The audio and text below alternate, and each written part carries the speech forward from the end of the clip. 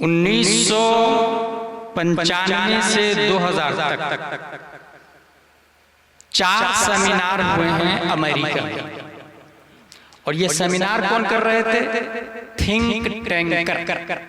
Think tanker किसको कहते हैं? अबकरी शख्सियत। अबकरी शख्सियत किसको कहा जाता? मुहक्किक़े मसाइल जदीदा ने बेवकूफ़ की तारीफ की है जो मार्केट में आम तौर से ठगा जाए उसे बेवकूफ़ कहते हैं। तो जो नहीं ठगाए वो अक्लमंद। 100 अक्लमंदों को एक तरफ रखें और 100 के पास जितनी अक्ल है वो तन्हा किसी एक के अंदर हो तो उसे अबकरी शख्सियत कहा जाता है। इसको और आसान लफ्जों में बताऊं तो मैं एक ऐसे हाफिज साहब को जानता हूं, आपका इदारा हनफिया अजहरुल उलूम, इसमें जो हुफ़ाज़े किराम हैं, किसी ने 3 साल में हिफ्ज़ किया है, किसी ने 4 साल में, कोई बहुत माइंडेड होगा तो 2 साल में, कोई और ज्यादा माइंडेड होगा तो 1 साल में। मैं एक ऐसे हाफिज साहब को जानता हूं जो सिर्फ 3 महीने में पूरे कुरान का हिफ्ज़ कर लिया था। दुनिया उस हाफिज साहब को शेख अब्दुल हक मुहद्दिस देहलवी के नाम से याद करती है। अबकरी शख्सियत किसको कहते हैं वो बता रहा हूं।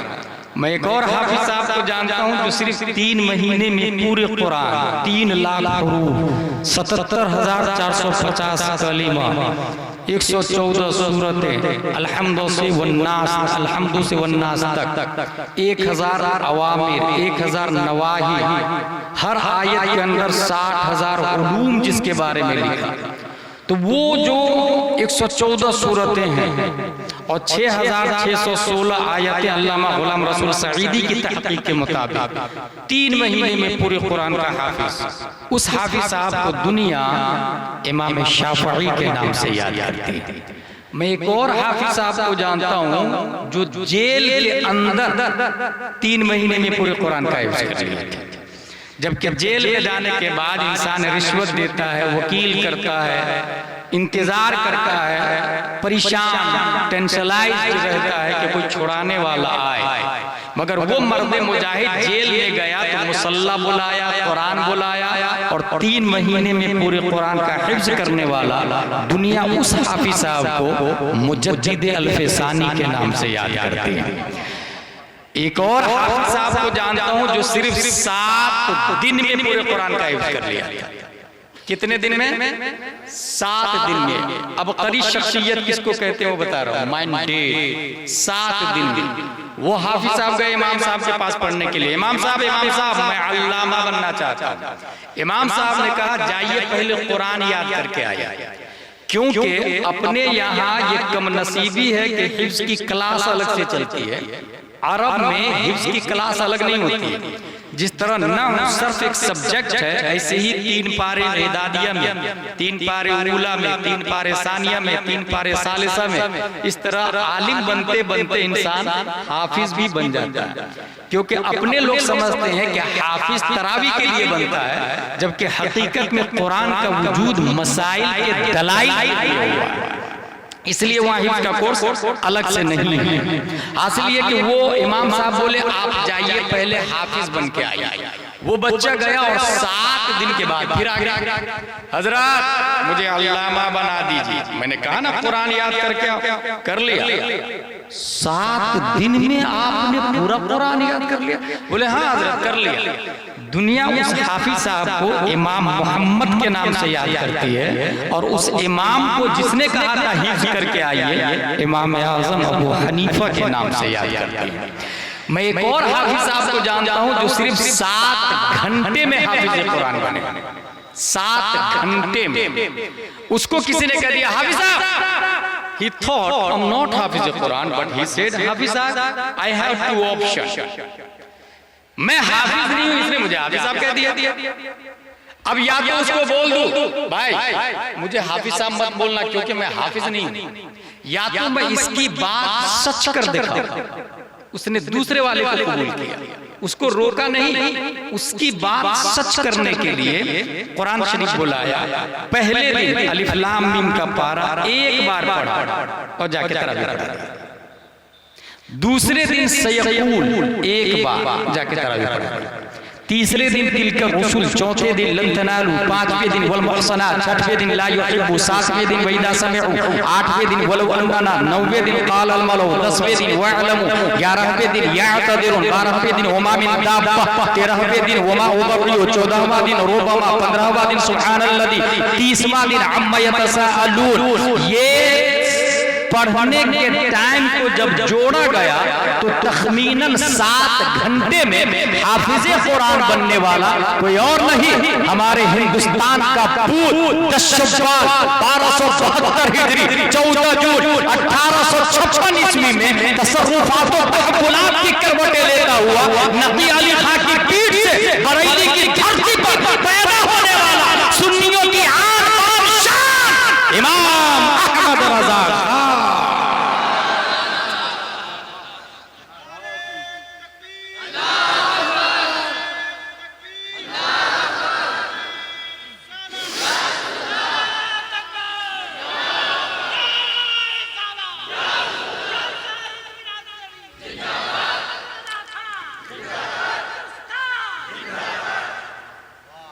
सिर्फ 7 घंटे में, इसको कहते हैं अबकरी शख्सियत, थिंक टैंकर। ये थिंक टैंकर सलीबियों का थिंक टैंकर, यहूदियों का थिंक टैंकर मिलके अमेरिका में प्लान किया, 100 पेज से ज्यादा की किताबें लिखी और पूरी दुनिया की बड़ी बड़ी कंपनियों में भेज दिया। उस किताब में क्या लिखा? पूरी दुनिया के मुसलमानों की 4 किस्में हैं, फंडामेंटल, ट्रेडिशनल, मॉडर्न, सेकुलर। उसने ये लिखा उसमें कि फंडामेंटलिस्ट और ट्रेडिशनलिस्ट ये बहुत खतरनाक, इसको कमजोर करो। मॉडर्निस्ट और सेकुलरिस्ट ये बहुत अच्छे हैं, इसको प्रमोट करो, इसको सपोर्ट करो। फंडामेंटलिस्ट किसको कहते हैं? हिरक़ल बादशाह ने अब्दुल्ला बिन हुज़ाफा को रूम में बंद कर दिया और सामने रख दिया शराब और खिंजीर का गोश्त। दरवाजा लो, 1 दिन 2 दिन 3 दिन, या तो खाओ या मरो। 3 दिन के बाद जब दरवाजा खोला गया, शराब भी अपनी जगह, खिंजीर भी अपनी जगह, और बंदा मरा भी नहीं है, पहले से ज्यादा चेहरे पे ताजगी नजर आ रही है। पहला ही सवाल हुआ, भाई तूने किया क्या? ये खाया भी नहीं और मरा भी नहीं और मुरझाया भी नहीं। तो उसने कहा, तूने दरवाजा बंद किया, मैंने कुरान की सूरह यासीन खोल कर पढ़ना शुरू कर दिया। रीडिंग द सूरह Yasin gives us fooding power and drinking power. वो कुरान सूरह यासीन की तिलावत मेरी बॉडी में खाने का भी काम कर रहे हैं और पीने का भी काम कर रहे हैं। जानते से मगर हराम नहीं कर सकता है, उसको कहते हैं फंडामेंटलिस्ट। सब कुछ दे दूंगा मगर हराम काम नहीं करूंगा, फंडामेंटलिस्ट। अमेरिका ने कहा कि ये बहुत घातक है, इसको दुनिया से खत्म करो, कमजोर करो, वीक करो, इग्नोर करो, रिजेक्ट करो, डिनाई करो। दूसरी किस्म ट्रेडिशनलिस्ट, लॉकडाउन हो या अनलॉक, 5000 हो या 10,000 तनख्वाह, मस्जिद के मिंबर पे चढ़कर वही बात बोलेंगे जो 1400 साल पहले मस्जिद नबवी में प्यारे मुस्तफा बोला करते थे। ट्रेडिशनलिस्ट, उसको किसी की परवाह नहीं होती, तनख्वाह नहीं भी देता है, लोग मुखालफत करते रहते तब भी वो हदीस रसूल सुनाते रहते हैं। यहूदियों ने सोचा कि ये इतने खतरनाक है कि बगैर मिलावट के, बगैर जबरजेर पेश की चेंजिंग के वही बात बताते जो नबी ने बताई थी। ये 1400 साल बाद के छपरा के मुसलमानों को मदीने के मुस्तफा से बोल रहे और ऐसे बयान कर रहे गोया नबी सल्लल्लाहु तआला अलैहि वसल्लम ने हमारे ही लिए कहा इसको कमजोर करो। ये 2 को कहा क्या गया उसने? कमजोर करो। किसने? Think tanker. तीसरी मॉडर्निस्ट, किसको कहते हैं? कोट पैंट टाई मुफ्ती पहन सकता है। पहले चैनल नहीं था ना, अब चैनल घर में रख के देख सकते हैं ना, न्यूज, बॉलीवुड, हॉलीवुड, ट्रॉलीवुड, कोई कबात नहीं। मॉडर्निस्ट मुसलमान ऐसे कहा जाता है। हालत नमाज में मोबाइल जेब में, रिंगिंग हुई, मोबाइल निकाला, प्ले किया, वो के क्या कहा, अना फी सलाह, और फिर जेब में रख लिया और नमाज भी नहीं थी। मॉडर्निस्ट अमेरिका ने कहा कि इसको आगे बढ़ाओ, ये अपने काम के लोग हैं। जूं टेक्नोलॉजी आगे बढ़ेगी ये इस्लाम को छोड़कर मॉडर्निस्ट को अपनाते चले जाएंगे, मॉडर्न चीजों को अपनाते चले जाएंगे। चौथी किस्म इससे ज्यादा खतरनाक वो है सेकुलरिज्म। वो क्या है? अगर हुजूर शेरे बिहार अलैहिर्रहमा का मजार शरीफ आ जाए, अस्सलाम वालेकुम हज़रत, और अगर मंदिर आ जाए तो राम राम, सेकुलरिस्ट। बोले ये बहुत अच्छे हैं हमारे, जिसको लादीनियत कहा जाता है, इसको सपोर्ट करो। अगर मुल्क वाले भगा दे तो तुम नेशनलिटी दो, जैसे लाइक जाकिर नायक, तस्लीमा नसरीन, सलमान रश्दी, ये सेकुलरिस्ट। आप भगा देंगे वो नेशनलिटी दे देंगे। यही थिंक टैंकर पूरी दुनिया में सिक्का चल रहा है, टर्की का, पूरी दुनिया में, और इतना महान सिक्का कि आप अंदाजा लगाए, छपरा का आदमी हैदराबाद की मक्का मस्जिद का मुतवल्ली हो तो वो बेवकूफ नहीं होगा, वो जीनियस होगा, वो पावरफुल होगा, वो होशमंद होगा। टर्की में रहने वाला काबा का मुतवल्ली, मस्जिद नबवी का मुतवल्ली था, वो बेवकूफ नहीं था। उसको रिजेक्ट करने के लिए और निस्तो नाबूद करने के लिए पूरी दुनिया में फर्स्ट वर्ल्ड वॉर का वजूद होता है, WW1, और ये शुरू होता है 28 जुलाई 1914 से और खत्म होता है 11 नवंबर 1918। 3 करोड़ लोग मारे गए थे फर्स्ट वर्ल्ड वॉर में, 3 करोड़ लोग। फर्स्ट वर्ल्ड वॉर एंड होता है और टर्की में सल्तनत उस्मानिया का खात्मा हो जाता है। फिर मीटिंग बैठती है स्पेन में, और यही थिंक टैंकर लोग मीटिंग बैठाते हैं, और मीटिंग में ये पास हुआ कि टर्की में हमारा आदमी रहेगा, और उस आदमी का इंतखाब हुआ जिसका नाम था कमाल अतातुर्क। और फिर 9 कानून दिया टर्की में लागू करने के, कि ये 9 कानून है, इसी 9 कानून के जरिए टर्की से हमेशा के लिए इस्लाम का खात्मा कर देना है। अगर वो 9 कानून आपने समझ लिया तो आपको इस्लाम की हिफाजत करने का सलीका आ जाएगा। कानून नंबर 1, दस्तूर से सरकारी मजहब इस्लाम की शिक को खारिज कर दी जाए। इसका मतलब ये है कि सिस्टम में इस्लाम का कोई नियम नहीं होना चाहिए। आप लोग को पता है सुप्रीम कोर्ट ऑफ इंडिया में कौन बैठता था? मुफ्ती साहब बैठते थे। सुप्रीम कोर्ट ऑफ इंडिया में कौन बैठता था? मुफ्ती साहब बैठते थे। उसको हटा के जज को लाया गया।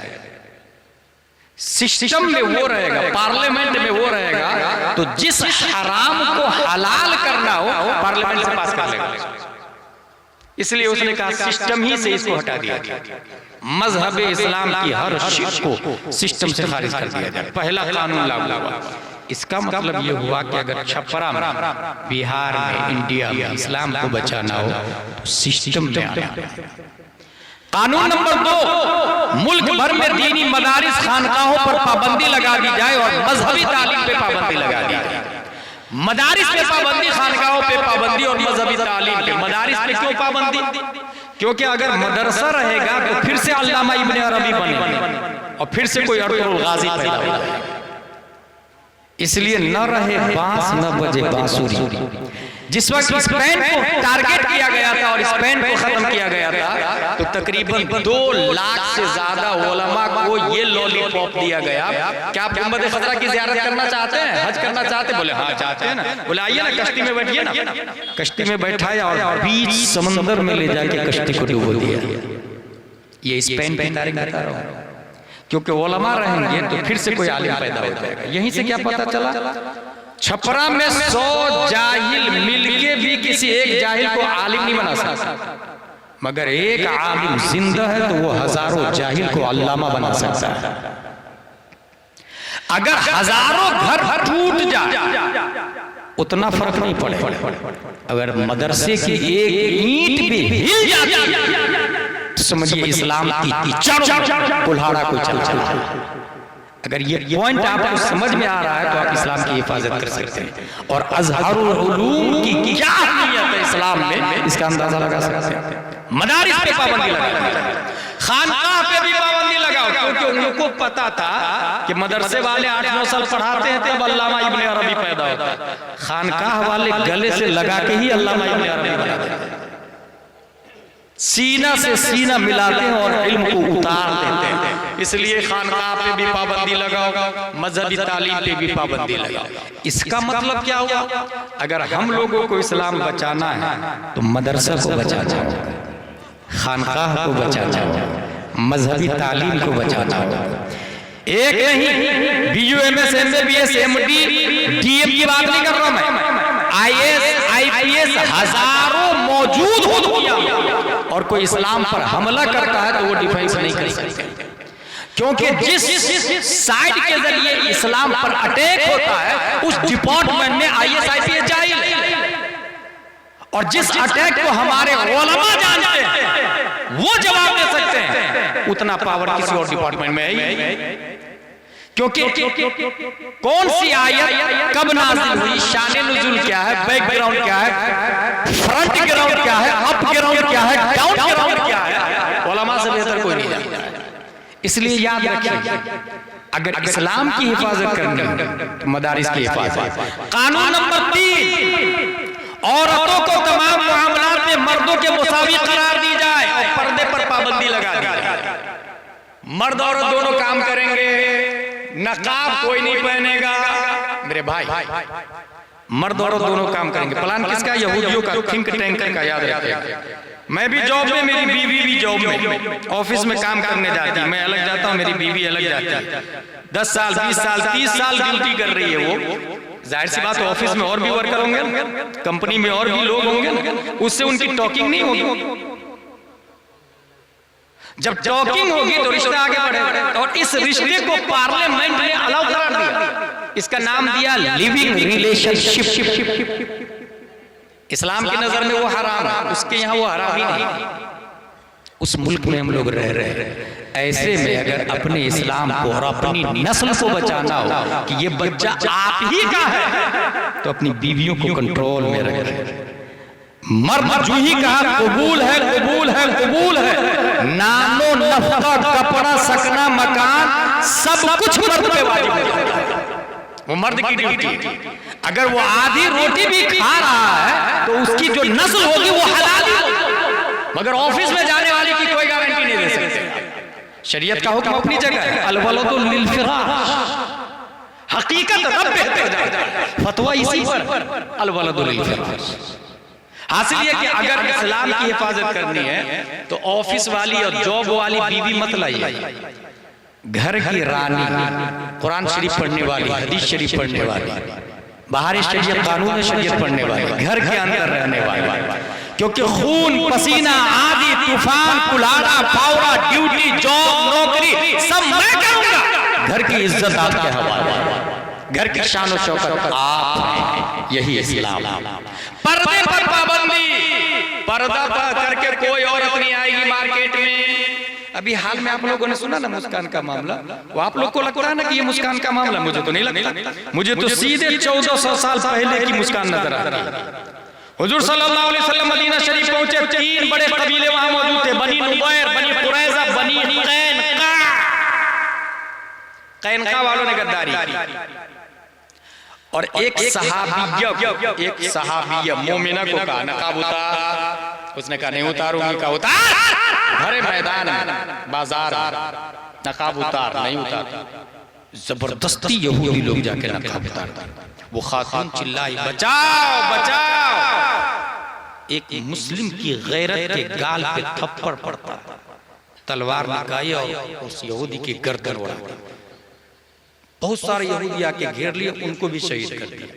मौके वारदात के प्यारे मुस्तफा सल्लल्लाहु अलैहि वसल्लम पहुंचे, बजाय शर्म और हया के चुल्लू भर पानी में डूब मरने के यहूदियों ने जानते क्या कहा नबी से, मोहम्मद तुम क्या समझते हो, अबू जहल से जीत गए तो हमसे भी जीत जाओगे। वो मुशरिक थे, हम किताबी है, किताबी हिम्मत है तो लड़के बताओ हमसे। सहाबा ने यहूदियों के चैलेंज को कबूल कर लिया और एक जंगे बनी कैनका मारी से वजूद में आती है।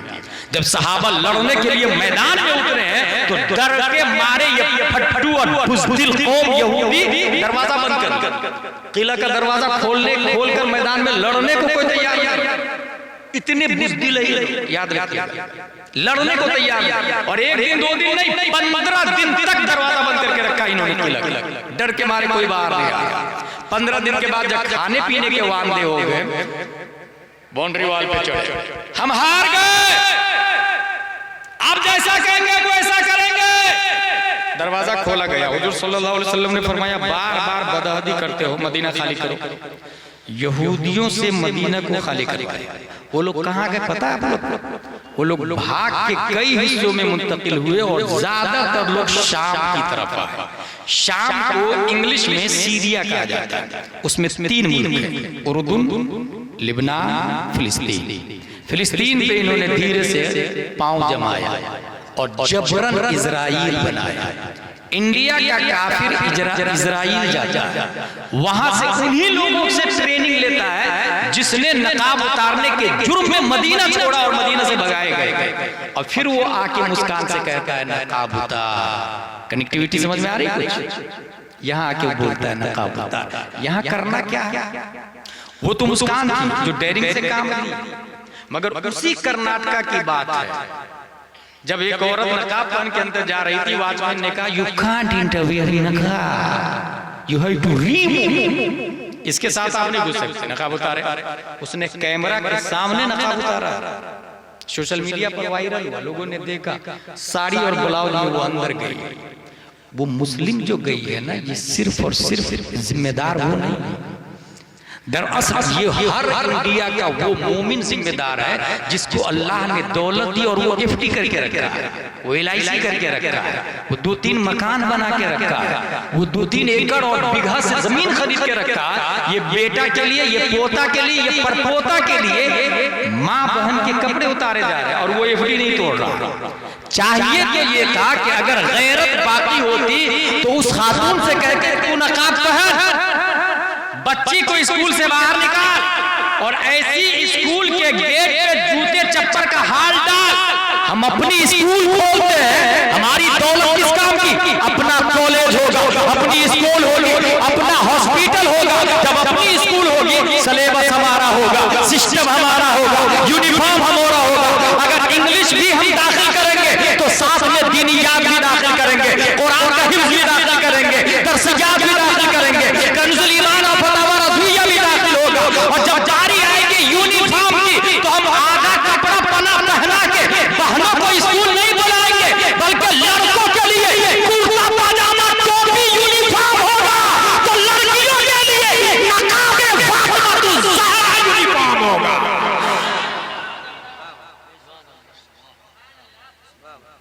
ये है काम की बात जो हमें कल से करना है, ये उसका जवाब है। कोई ये नहीं बोलेगा आज़री साहब ने बहुत अच्छी तकरीर की, जिसने बोला उसने बर्बाद कर दिया, बल्कि आज ही प्लान करे कि कल आप क्या क्या सकते हैं। अगर हिजाब को बचाना, स्कूल को अपनी कायम करें, अपना सिलेबस, और अगर कोई चला रहा है ना तो उसको प्रमोट करें। अपने वाला कोई खोल रहा, बिजनेस के लिए से खोलना कोई बात नहीं, जायज है ना, बिजनेस के लिए से खोले ना, बेहतरीन फीस रखे ना, 1 साल में 2 लाख रुपया फीस रखे, हाई फाई सिस्टम रखे, हाई फाई सिस्टम। और जितने लोग हैं सब वहां भेजे बच्चों को। कम से कम आपका बच्चा जनगण मन अधिनायक से शुरू नहीं करेगा क्लास, मुस्तफा जाने रहमत पे लाखों सलाम से क्लास की शुरुआत। इसका राइट इफेक्ट कितना है बयान से बाहर। हासिल कानून नंबर 4, यूरोपीय लिबास पहनना और नंगे सर रहना जरूरी करार दी जाए। कोई कुर्ता पजामा जुब्बा टोपी हमारी बनेगा पूरे टर्की में, pant shirt coat tie cap. हम लोग जो पेंट शर्ट पहनते हैं, कभी आपने सोचा है ये हमारा नहीं, ये थिंक टैंकरों का प्लान है इस्लाम को खत्म करने के लिए। और कुछ ऐसे भी भाई है कि जुमा के दिन भी वही पैंट और शर्ट पहन के चले जाते, हालत रुकू में बदन का पार्ट दिखता रहता, खुद भी हराम दूसरों को भी हराम कर देता। मेरे भाई ये अपना नहीं है। अगर हमको बचाना है तो अपना लिबास अपना है, अपना लिबास।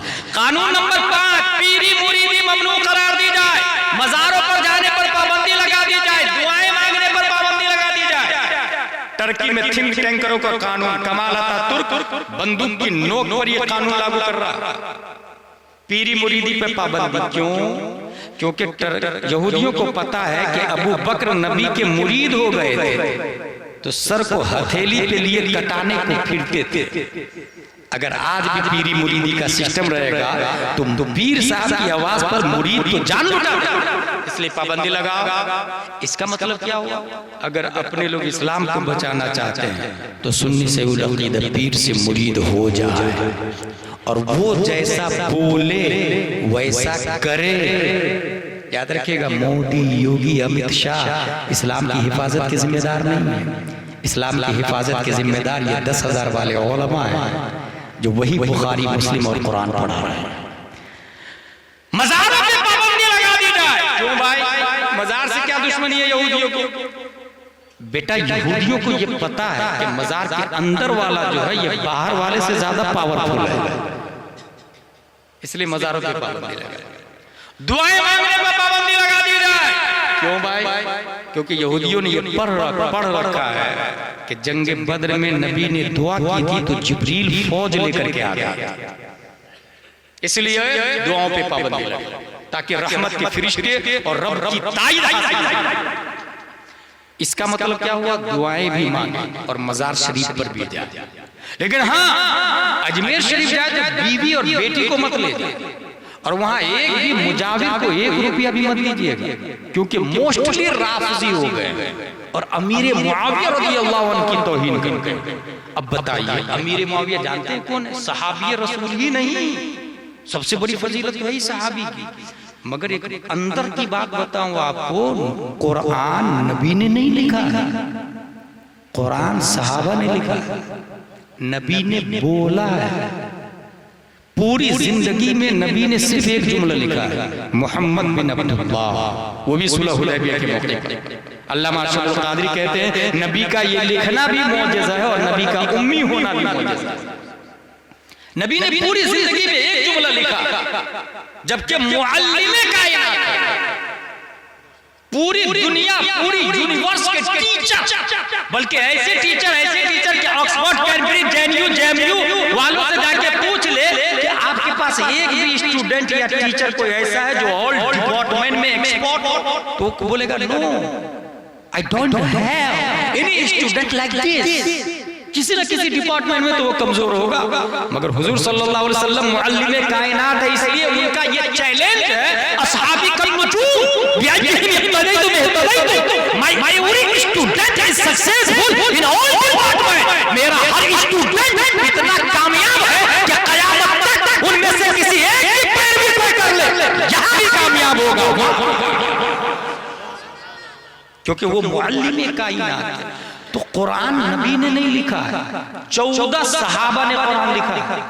14 सहाबा में 7वें नंबर पर हजरत अमीर मुआविया रज़ियल्लाहु ताला, और ये मर्द लोग उनको गाली देते हैं, जहन्नमी कहते हैं, माशअल्लाह रब्बिल आलमीन। भाई यजीद जहन्नमी है ना, वो मर्दुल खबीस लानती है ना, लेकिन बेटा मुजरिम हो तो बाप पर हुक्म आयद होगा, तो फिर नूह अलैहिस्सलाम का बेटा भी तो काफिर है, कि नूह अलैहिस्सलाम पे लान करेंगे। यजीद जहन्नमी है, अमीर मुआविया जन्नती है, और ऐसे जन्नती कि वो हादी भी है, महदी भी है, ऐसे जन्नती कि वो फिक्र भी है, फकीह भी है, और सबसे बड़ी बात यह है कि वो सहाबी रसूल, मोमिनों के मामू भी है। अंदर की बात पता है आपको, रिश्तेदार है वो। मसनवी शरीफ में आया, दर खबर आमद के खाले मोमिना, बूद अंदर कसरे खुद, बूद अंदर कसरे खुद, खुदा शबा ना धा मर्दा वरा बेदार कर, चश्म चुबू को शांत पिना कष्ट मर। हासिल ये कि अजमेर शरीफ, अच्छा हो सकता है आप में से कुछ लोग स्मार्ट बनते नहीं यार, अजमेर में रहने वाला खाजा का मुजाविर और खादिम गलत कैसे हो सकता है? अजमेर में पैदा हुआ वो गलत कैसे? वो भी बोलते मुजाविर लोग, हम अजमेर में पैदा हुए, हम गलत कैसे हो सकते हैं? खाजा की खिदमत कर रहे हम गलत कैसे हो सकते हैं? बेटा ये लॉलीपॉप ना जाहिल पीरों को दे। हमने ये पढ़ा है कि अबू जहल मक्के में पैदा हुआ और जहन्नमी है। अबू लहब मक्के में पैदा हुआ और जहन्नमी है। उतबा शैबा मक्के में पैदा हुआ और जहन्नमी है। जन्नती होने के लिए ईमान बिल नबी चाहिए। ख्वाजा के मुल्क में, ख्वाजा के शहर में रहने के लिए अगर कामयाबी कोई चाहता है तो ख्वाजा की तरह ईमान होना चाहिए। और ख्वाजा का ईमान क्या है? अमीर मुआविया जन्नती, ख्वाजा हसनी भी है, हुसैनी भी है। इसलिए मज़ारों पर जाएंगे, बीवी बेटी को नहीं ले जाएंगे। वो जो पैसा आप वहां देने जा रहे हैं ना, उससे अच्छा है मदरसे में दे दीजिए। कुछ लोग इसाले सवाब में भी देखता रहता हूं, बहुत खास बात, इमाम साहब मेरे वालिद साहब का इंतकाल हो गया, 10 बेटियां मेरे वालिद साहब के इसाले सवाब के लिए 10 मस्जिदों में डलवा दीजिएगा। और 40वां करना है, कम से कम 1 लाख लोग का खाना करना। मेरे वालिद साहब बहुत प्यार करते थे मुझसे और अल्लाह ने मुझको दौलत दी है, इसलिए 1 लाख लोग का खाना, खर्चा 25,000। ठीक है। वो जो 10 पेटियां दी, गौर कीजिए, वो 10 पेटियां कहां रखाई? मस्जिद में। पढ़ा किसने? दूसरे ने अपने बाप के नाम से दिया था, तो आपने पढ़ा था। फिर जब आप अपने बाप के नाम से देंगे तो दूसरा क्यों पढ़ेगा? बेवकूफ है दुनिया क्या? कमा तदीनो तो दान, टीट फॉर ट्रेड। कुरान शरीफ में आया, जैसी करनी वैसी भरनी। दूसरों के लिए आप नहीं पढ़ेंगे, वो दूसरा आपको पढ़ के देगा। 10, 20, 30, 40, 50 साल पेटियां वुज़ू खाने में जमा हो रही है, पुरानी हो गई, पारे पोसीदे हो गए। मुफ्ती साहब, पारे को कब्रिस्तान में दफन कर दूं क्या? बोले हो दफन कर। बोसीदा हो गए तो दफन कर दिया। गई पेटी कब्रिस्तान में, पारे बोसीदा होकर कब्रिस्तान पहुंचे। क्यों पहुंचे? क्योंकि खुद मुफ्ती बन गए थे। पूछा नहीं था इमाम साहब से कि किस चीज की जरूरत है। पहले इमाम साहब से पूछे, इमाम साहब मस्जिद और मदरसा में किस चीज की जरूरत है? अगर इमाम साहब बोले तामीर अदब की जरूरत है, तो वो कीमत है सिर्फ 5 रुपये।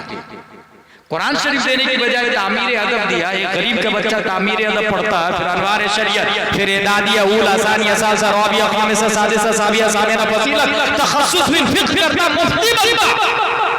जब तक वो मुफ्ती रहेगा, वाली साहब को सवाब मिलता रहेगा। वाली साहब को सवाब मिलता, इसलिए देने से पहले फॉल लगा के पूछो। 40 या 25,000 रुपये का, ठीक है? ये 40वां करना है क्या? 5 इस्लाम में डज है और 5 डजन है। जो डज है उसको कहते हैं फर्ज, वाजिब, सुन्नत, मुअक्कदा, गैर मुअक्कदा, मुस्तहब। सबसे नीचे आता मुस्तहब। इसके अपोजिट में 5 है, हराम, मकरूह, तहरीमी, इसाक, मकरूह, तंजीह, खिलाफ औला। ये जो 40वां किया आपने 25,000 का, वो क्या है? फर्ज में कि वाजिब में, मुअक्कदा में कि गैर मुअक्कदा में कि मुस्तहब में? किताबों में लिखा हुआ ये मुस्तहब है, वो भी अहल को खिलाना। ठीक है। अच्छा, ये कबूल है या कबूल नहीं है, ये रब बेहतर जानता है। मकबूल है या मरदूद, ये रब बेहतर जानता है। क्योंकि नमाज भी मकबूल और मरदूद होती है, वो तो मुस्तहब है, ये तो फर्ज है। जब नमाज मकबूल और मरदूद होती है, वो तो मुस्तहब है। ये 40वां जो 25,000 रुपये का आपने किया, 1 लाख लोग को खाना खिलाया, मेरे भाई, वो मुस्तहब है। मुस्तहब मकबूल है या मरदूद, आई डोंट नो। मैं बेहतरीन 40वां दे के जा रहा हूं। इमाम साहब को फोन लगा, इमाम साहब मेरे अब्बू मेरे अम्मी पढ़े लिखे नहीं, आप उनको दोनों को अरबी के साथ में उर्दू दोनों पढ़ा देंगे क्या? बोले हाँ पढ़ा देंगे ना। तनख्वाह क्या लेंगे इमाम साहब? बोले 1 घंटा पढ़ाऊंगा, 5,000 रुपया लूंगा 1 घंटे का, और 6 महीने में अरबी उर्दू दोनों पढ़ा दूंगा। मैं अरबी उर्दू इसलिए बोल रहा हूँ कि अपने छपरा में कुछ लोग समझते हैं कि मेरा बेटा कुरान पढ़ता है तो दीनी तालीम है ना मेरे बेटे के पास। किसने कह दिया भाई कुरान पढ़ना दीनी तालीम? अंडरस्टैंडिंग का नाम दीनी तालीम है कि रीडिंग का नाम दीनी तालीम? वुजू में कितने फराइज है आप बता दें कुरान में किस आयत से साबित? जहां लिखा हुआ है वुजू में 4 फराइज है, वो पढ़ना समझना ये दीनी तालीम, और वो उर्दू में लिखा हुआ है। इसलिए अरबी के साथ में उर्दू लाजिम है, लाजिम। 6 महीने में अरबी उर्दू दोनों पढ़ा दूंगा। तनख्वाह कितनी? 5,000। 6 महीने के कितने हो गए? 30,000। अब ये जो आपने 6 महीने के 30,000 रुपये दिए, ये 40वां मरने के बाद ही नहीं होता, जीते जी भी 40वां होता है। ये हमारे उलमा बताते हैं। जीते जी भी 40वां होता है। जब 40वां जीते जी होता है तो ये जो आपने अपनी माँ अपने बाप को पढ़ाया, इस पीरियड में इंतकाल किया तो वो शहीद है। और आपने फर्ज तालीम हासिल करने के लिए 30,000 रुपया लगाया तो वो यूं भी मुस्तहब से ऊपर उठ गया, सुन्नत मुअक्कदा गैर मुअक्कदा से ऊपर उठा फर्ज हो गया। इसलिए वो 1 लाख लोगों का खाना खिलाना मुस्तहब मकबूल या मरदूद नहीं मालूम, लेकिन वही अगर 30,000 या 25,000 इमाम साहब को दिया और आपने अपनी माँ और अपने बाप को पढ़ाया तो उनका शुमार अगर उस पीरियड में इंतकाल हुआ तो शहीदों में शुमार होगा और ये मुस्तहब नहीं फर्ज में दाखिल हो जाएगा। अगर हर शख्स ये प्लान कर ले तो खुदा की कसम छपरा जिले में कोई बूढ़ा जाहिल हो के नहीं मरेगा, जब डरेगा तो वो मुतअल्लिम या आलिम होके मरेगा। जहालत का खात्मा होगा, दीनी माहौल हासिल, पीरी मुरीदी ममनू करार दी जाए, मज़ारों पे पाबंदी, दुआएं मांगने पे पाबंदी। कानून नंबर 6, हिजरी तकवीम खत्म करके शमसी कैलेंडर राइज कर दिया। क्या कानून लगाया? आज कितनी तारीख है? 10 मार्च 2023। शाबान की कितनी तारीख है? ये किसी को नहीं मालूम। ये प्लान है यहूदियों का कि हिजरी अगर बाकी रहेगी तो हिजरत मुस्तफा भी याद आए, और जिसने हिजरत को राइज किया वो उमर फारूक आजम भी याद आए। इसलिए हिजरी को खत्म करो और शमसी कैलेंडर राइज करो।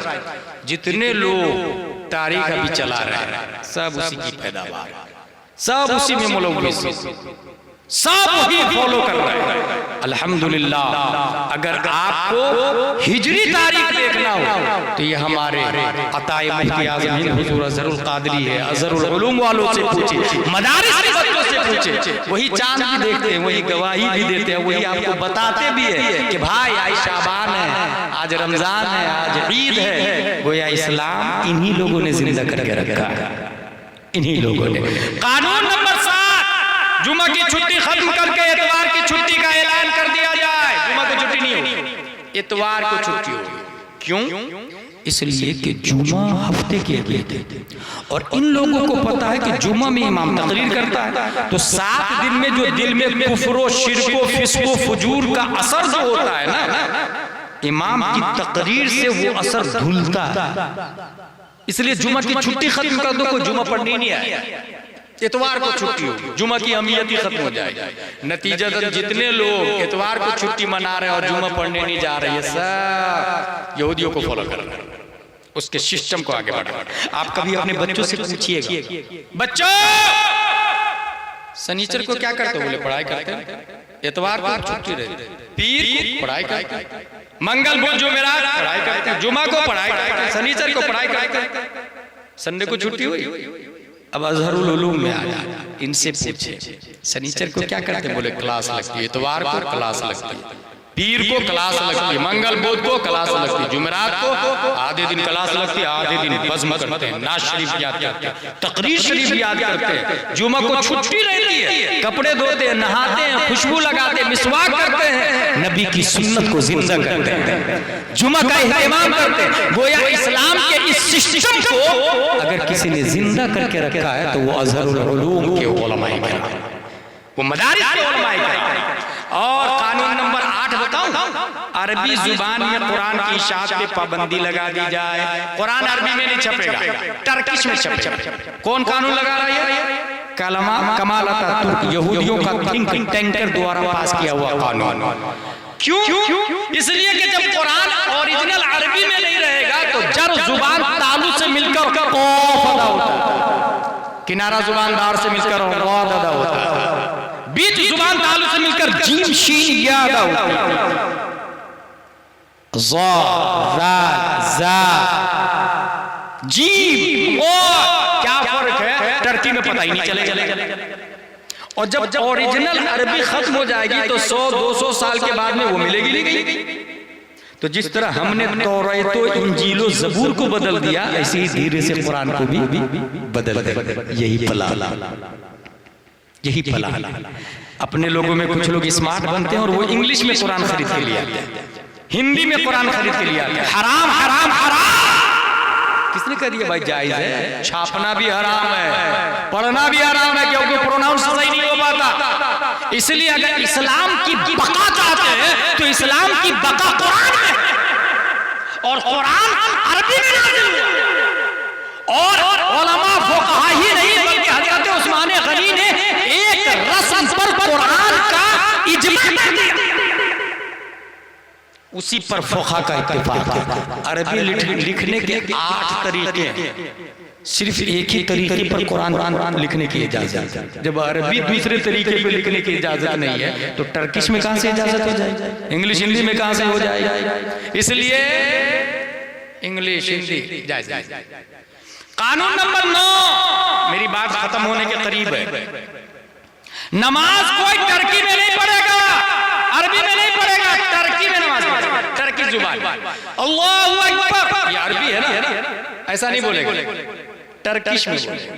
जैसे अपने इंडिया में बोलेंगे अल्लाह बड़ा है, टर्की में बोलेंगे। ये कौन कानून लगा रहा? कमाल आता था। क्यों?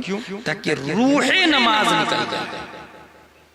अगर कोई अल्लाहु अकबर की जगह अल्लाह बड़ा है करके नियत मानता है, नमाज होगी उसकी? तर्क वाजिब।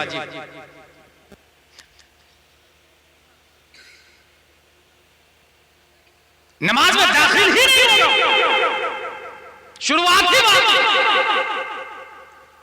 मेरे भाई, ये रूह नमाज निकालने के लिए ये 9 कानून यहूदियों ने, थिंक टैंकरों ने कमाल अतातुर्क के जरिए लागू कर दिया, बंदूक के नोक पर।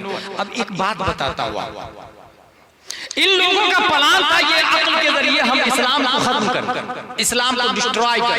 और ये थिंक टैंकर अपने आप को माइंडेड और जीनियस समझ रहे।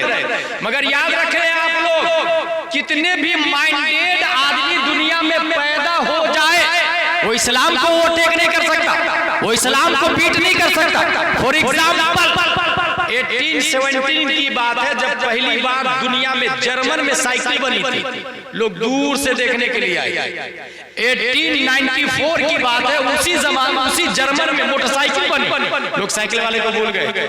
और ये बात बता रहा हूं 1898 की, जब मारिया फरारी मार्केट में आया, 340 किलोमीटर पर आवर की रफ्तार, लोग सबको भूल के उसको दाद देने लगे, लेकिन उसने सबको बीट कर दिया ना। अक्ल जिसकी ज्यादा हो। 4 अक्टूबर 1957 में पहली बार सैटेलाइट को छोड़ा गया सोवियत यूनियन के जरिए। 1879 ईस्वी में आइंस्टाइन की रिसर्च पैदा होकर के उसकी रिसर्च आई थी कि रोशनी की रफ्तार सबसे ज्यादा है। मैं यहाँ ये कहना चाहता हूँ कि थिंक टैंकर और कितने भी माइंडेड है, वो इस्लाम को ओवरटेक क्यों नहीं कर सकते? वो इस्लाम को पीछा क्यों नहीं कर सकते? इसलिए कि आदम से लेकर क़यामत तक जितने लोगों को अल्लाह ने अक्ल दी है, वो सब एक ज़र्रे रेत की तरह है और सरापा रेगिस्तान प्यारे मुस्तफ़ा सल्लल्लाहु अलैहि वसल्लम को। इसकी एक और मिसाल, मैं मोटी मिसाल देता हूं। ये जमीन काजू किशमिश पिस्ता अखरोट ही नहीं देती है, बल्कि इंसान को पैदा करती भी है और सड़ा गला डालती है। लोगों ने सोचा जमीन सबसे ज्यादा ताकतवर है। You are our God, we are praying for you। अक्लमंदों ने जमीन को खुदा माना और इबादत शुरू कर। लेकिन 50 ग्राम पत्थर ले और 200 ग्राम मिट्टी के ढेले से टकराए। जब टकरा के देखा तो मिट्टी का ढेला टुकड़ा टुकड़ा हो गया। अक्ल अपडेट हुई कि नहीं, मिट्टी खुदा नहीं हो सकती, जमीन खुदा नहीं हो सकती, पहाड़ खुदा है, पत्थर खुदा है, इबादत उसकी होनी चाहिए। माउंट एवरेस्ट 8848 मीटर ऊंचाई, जबराल्टा गिरनार, उसकी पूजा शुरू हो गई। लेकिन धमतरी के एरिया छत्तीसगढ़ में आप चले जाए, 5, 10, 20 टन की चट्टान को मशीन उठा करके सीधा दूसरे मशीन में डालती है, उसे पाउडर बना के ट्रेन के डब्बे में डाल देती है। अक्ल प्लेट, पत्थर थोड़ी ताकतवर है, लोहा ज्यादा ताकतवर है। पत्थर को अक्लमंदों ने रिजेक्ट कर दिया, लोहा को सेलेक्ट किया। You are our god, we are praying for you. लेकिन जब दुनिया में भट्ठी का वजूद हुआ, उसी लोहे को जब भट्ठी में रखा गया तो उसने आग में लोहा को पिघलाकर सयाल माता बनाकर पहने पे मजबूत करके कुल्हाड़ी, फावड़ा, हसुआ, खुरपी लोहा को पिघलाकर गलाकर लोगों ने बनाना शुरू किया। अक्ल अपडेटेड नहीं, लोहा ताकतवर नहीं है, आग वो ज्यादा ताकतवर।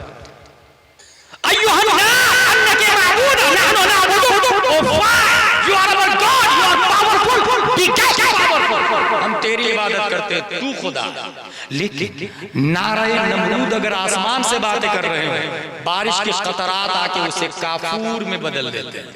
अक्ल प्लेट होगा ना, आग थोड़ी खुदा है, समंदर खुदा है, गंगा यमुना खुदा है। समंदर की पूजा शुरू हो गई, गंगा यमुना पूजा, छठ पूजा शुरू हो गई, लोगों ने वाटर की पूजा शुरू कर दी। 1642 ईस्वी न्यूटन पैदा हुआ, 1879 ईस्वी आइंस्टाइन का जमाना आया, गैलीलियो जरदारी टेको Barahi Copernicus Pythagoras Stephen Galileo, doctor L silver APJ Abdul Kalam. New technology के दौर में इन लोगों ने कहा सूरज अपनी शुआ को पानी पर बैठाता है और फिर गर्मी से भाप बना के ऊपर उड़ाता है। अक्ल अपडेट हुई कि ये पानी ज्यादा ताकतवर थोड़ी है, इससे ज्यादा ताकतवर तो सूरज है। लोगों ने पानी को छोड़ के सूरज, you are our God, we are praying for you, सूरज की इबादत शुरू कर। साइंसदानों ने यह लिखा 3,33,000 गुना ज्यादा वजन है सूरज का धरती की बनिस्बत। कितना? 3,33,000 गुना ज्यादा। सिर्फ यही नहीं, साइंटिस्ट ने यह भी लिखा our solar system is made up one star that is sun and 8 planet Mercury, Venus, Earth, Mars, Jupiter, Saturn, Uranus, Neptune and 146 moons. इस गैलेक्सी में एक बड़ा स्टार है, 8 प्लैनेट है, 146 चांद है, सूरज सबसे बड़ा, 13 लाख जमीन सूरज में फिट हो सकती है। ये साइंसदानों ने लिखा।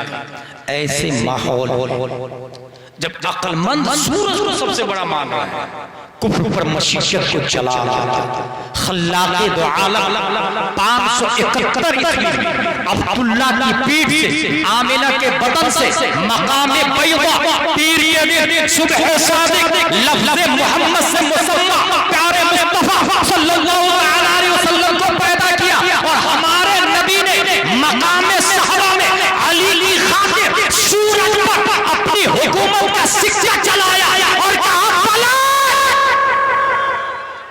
ये जवाब था न्यूटन का, ये जवाब था आइंस्टाइन का, ये जवाब था सरकाली का, ये जवाब था गैलीलियो का, ये जवाब था कोपरनिकस का, ये जवाब था क्रिश्चियन मिशनरी का, ये जवाब था ऑक्सफोर्ड का, ये जवाब था कैम्ब्रिज का, ये जवाब था जेएनयू का, ये जवाब था जेएनयू का, ये जवाब था कॉन्वेंट का, ये जवाब था लिटिल फ्लावर का, ये जवाब था सेंट पायस का, ये जवाब था ट्विंकल ट्विंकल लिटिल स्टार वाले का, ये जवाब था जोनी जोनी यस पापा वाले का, ये जवाब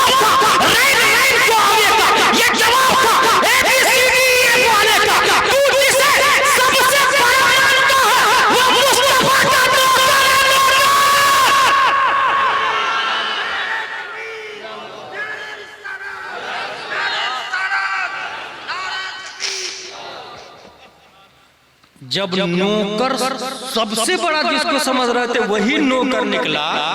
सो लेट्स गो से ला इलाहा इल्लल्लाह मुहम्मदुर रसूलुल्लाह सल्लल्लाहु अलैहि वसल्लम। मेरे भाई, इसलिए इस्लाम लेकर के हुजूर सल्लल्लाहु अलैहि वसल्लम आए। हमारे नबी से ज्यादा जीनियस कोई है नहीं, इसलिए इस्लाम को कोई बीट नहीं कर सकता। इसमें कोई दो राय नहीं है कि इस्लाम तो जिंदा है, ये उलमा की वजह से। और जब तक आलिम, मेरी एक मुकम्मल तकरीर है 1 घंटे की, जब तक आलिम है आलम, आलिम खत्म आलम खत्म हो जाए, क़यामत आ जाए। इसलिए अगर मैं ये ऐलान करूं कि ताजु शरिया मस्जिद बनानी है इस जगह मकेर में, कौन है जो पैसा देगा? कुछ होंगे सेठ हजरत, मेरी तरफ से पूरा सही, ओके, नाम लिख लें इनका, मेरी तरफ से पूरी सीमेंट, ओके, एक आदमी हजरत मेरी तरफ से पूरी हो गया, मस्जिद बन गई। और अगर ये ऐलान करूं कि मस्जिद में मुफ्ती लाना है, 50,000 तनख्वाह, 12 लोग तैयार हो जाए, साल में एक बार बारी आएगी, 12 लोग खड़े हो जाए, कोई नहीं। ये क्यों? उसके भेजे में ये घुसा हुआ है कि मस्जिद बनाना ज्यादा सवाब। मेरे भाई, मस्जिद नहीं बोलती है, इमाम बोलता है। मस्जिद साइलेंट है, वायलेंट इमाम है। मस्जिद खामोश है, नातिक इमाम है। मस्जिद में जाके कहें मस्जिद वुजू में कितने फराइज हैं, मस्जिद बताएगी। सुन्नी देवबंदी में क्या फर्क है, मस्जिद बताएगी। कुफ्र शिर्क में क्या फर्क है, मस्जिद बताएगी। इसलिए अगर मकेर नहीं, छपरा नहीं, इंडिया 1 मिलियन नहीं 10 बिलियन की मस्जिद बना ले, जहालत नहीं खत्म होने वाली। 10 बिलियन की मस्जिद है और इमाम नाजरा खां, जहालत नहीं खत्म। और अगर मस्जिद खजूर की शाख, तना, पत्तियों से बनी और इमामुल अंबिया, तो मुक्तदी अबू बकर पैदा होते हैं, उमर फारूक पैदा होते हैं, तलहा जुबैर और हंज़ला पैदा होते हैं। मदरसा है तो मस्जिद। इसलिए जिस तरह हर चीज में क्वालिटी देखते हैं, इसी इमाम में भी हाफिज 10,000, आलिम 20,000, मुफ्ती 40,000 ढूंढ करके लाए, ढूंढ कर और अपने आप को उनके अंडर में कर। इस तरह से जहालत खात्मा होगा और इस्लाम की हिफाजत होगी। परवरदिगार आलम हम सबको कुरान शरीफ, हदीस शरीफ, फिक़्ह शरीफ पढ़ने, समझने, अमल करने की तौफीक अता फरमाए। फिर से मैं एक बार बोल रहा हूँ, 3,000 मसाजिद, 3,000 मदारिस, 5,000 खानका, बल्कि खुद मेरा बहुत बड़ा मदरसा चलता है खंडवा मध्य प्रदेश में। 30,000 स्क्वायर फीट में हमारा मदरसा बना हुआ। मैं बोलता नहीं किसी जलसे में, मगर हजरत है इसलिए बोल दे रहा हूँ मैं। 30,000 स्क्वायर फीट में 1 करोड़ का इदारा हमारा चलता है। उस इदारे को इस शक्ल तक पहुंचाने में अल्लामा ज़रूर क़ादरी का लोग समझते वो सिर्फ खतीब है, नहीं भाई, वो शेखुल हदीस भी है, वो मुदर्रिस भी है, वो काफिया भी इमामुन नहव की तरह पढ़ाना जानते हैं, वो सर्फ भी पढ़ाना जानते हैं। अल्लाह तबारक व तआला ने अकाबिरीन का फैज़ और अकाबिरीन की सुहबत इन्हें अता फरमाई है। यही वजह है कि सब कुछ होने के बावजूद मुनकसिरुल मिजाज रहते हैं, लड़ते झगड़ते नहीं, सुन्नी लेते हैं, जहाँ ठहरा दे वहाँ ठहर भी जाते हैं। अल्लाह ताला हमें भी खुल अता फरमाए और इस्लाम पर इस्तिकामत अता फरमाए। वमा अलैना इल्लल बलाग। अस्सलामु अलैकुम।